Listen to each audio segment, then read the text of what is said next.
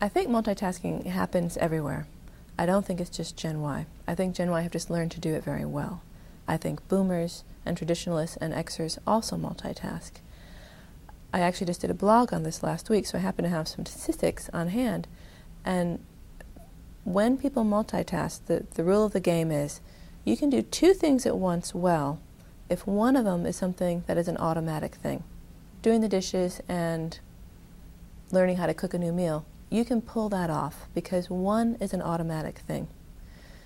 You cannot ever do three things at once well, and you can't even do two things well if they're both new. So that's the rule of thumb. And when you start to do either more than two things or two things that are new, you actually lose productivity. You actually lose, the numbers up to 44% productivity. I don't know about you, but most organizations cannot afford to lose 44% productivity in their employees in this economy. And again, it's not just Gen Y. It happens to be most visible in our face with Gen Y, but boomers do it too. I see boomers with BlackBerries. Everybody does it. So again, it's going into the WIFM, it's going into the priorities and the focus and the mission. What are we supposed to be doing in our job right now? We're supposed to be hitting this goal, and if we hit this goal, we're going to empower these employees, we're going to build up our community, we're going to make a difference in the world. Okay? Then it gets back to, well, if you say yes to something, you have to say no to something. And so if you're going to say, yes, I'm taking on this job, you're going to have to say no to this other project. And again, you have to design the alliance and say that up front to your boss.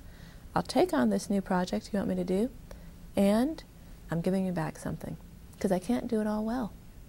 And that takes a lot of courage. And people are afraid to say that, and people are afraid to ask for it.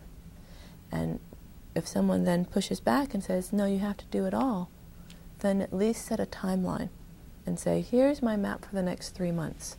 I'm going to do this here, I'm going to do that there, I'm going to do that there. Are you okay with that? It's okay to push back, either as a boomer or as a Y. Because at the end of the day, if we don't hit our goals and we're losing 44% productivity, our businesses are going to fail. The other thing I wanted to mention real quick about the boomer Y clash around technology is there is a trend that is happening in corporations right now that's called reverse mentoring. And I think it's the most exciting thing that is happening. And what that means is that the Gen Ys are actually mentoring the boomers about Web 2.0, about wikis, about Facebook, about Twitter. And it's a great opportunity for organizations to let boomers learn, because they're terrified of technology. They learn it from a colleague, so you're going to foster trust and bond within the organization. And they're not just going to learn how to do it, they're going to learn the applications of, well, if you do this, then you can do that. They're going to see what the Gen Y sees like that, because they're what we call digital natives. They were born in this era, whereas boomers are digital, I think it's called digital refugees. I can't remember the exact term, but they were not born in this era. And it's a great opportunity for Gen Ys to actually, if you can't give them a promotion, remember, they want development. And if they don't get development, they're going to leave. And if they leave, it costs the company a lot of money.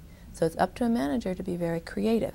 Give them lateral moves, give them projects, give them reverse mentoring, give them something that they can then take with them onto the next job.